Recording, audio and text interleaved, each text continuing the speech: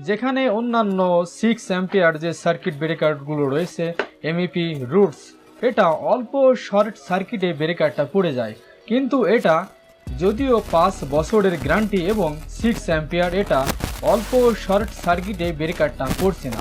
তো চলুন আমি এটা চেক করে দেখাই যে আপনারা যদি এরকম নন ব্র্যান্ডের বেশি গ্যারান্টি দেখে কম টাকায় ব্রেকারগুলো বাড়িতে ব্যবহার করার জন্য কিনে থাকেন, তাহলে অল্প শর্ট সার্কিটে ব্রেকারটা পড়বে না, যার ফলে এটা লাগানো বা না লাগানো একই হয়ে থাকবে, শুধুমাত্র আপনার টাকাটাই নষ্ট হবে এই নন ব্র্যান্ডের ব্রেকারগুলো কেনার জন্য।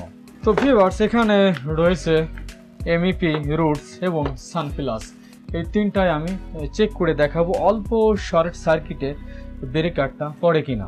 6 অ্যাম্পিয়ার সার্কিট ব্রেকার এবং এটা হলো এই যে C6 রুটসের 6 অ্যাম্পিয়ার সার্কিট ব্রেকার এবং এটাও এই যে C6 6 অ্যাম্পিয়ার সার্কিট ব্রেকার। তো প্রথমে আমি এমইপিটা নিলাম এবং এখান থেকে একটা তার আমি এখানে কানেকশন করব এবং এখানে একটা তার কানেকশন করে দিলাম। এখন এখান থেকে আমরা একটা চিকন লিড সামনে রাখবো, এই চিকন লিডে আমরা শর্ট দিব, তারপরে দেখব যে অল্প শর্টে ব্রেকারটা পড়ে কিনা। তো ভিউয়ার্স, এটা আমরা অন করলাম এবং এখানে আমরা এই যে লাইনটা দিয়ে দিলাম, ফায়ার দিলাম। ভিউয়ার্স, দেখতে পাচ্ছেন আমার রুমে যে 6 অ্যাম্পিয়ার সার্কিট ব্রেকারটা ছিল সেটাও বন্ধ হয়ে গেল এবং এটাও পড়ে গেল, এটা অফ হয়ে গেল এবং আমার দোকানের সার্কিট ব্রেকারটাও বন্ধ হয়ে গেল। এটা আমি অন করে দিই। একইভাবে আমরা এখান থেকেও একটা চিকন লিড, এখন আমি ফায়ার দিলাম, ফায়ার।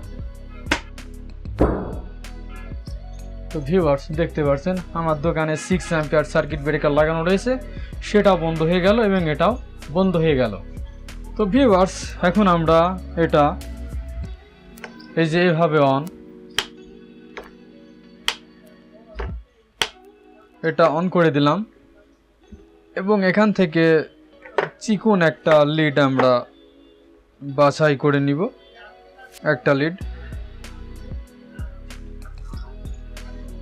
একইভাবে লাইন দিলাম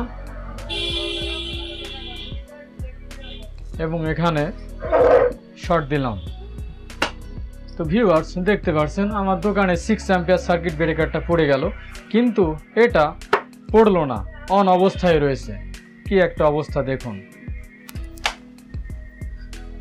তো ভিউয়ার্স, তাই এই অল্প টাকায় বেশি গ্যারান্টি দেখে আপনারা নন ব্র্যান্ডের এই সমস্ত সার্কিট ব্রেকারগুলো কিনবেন না।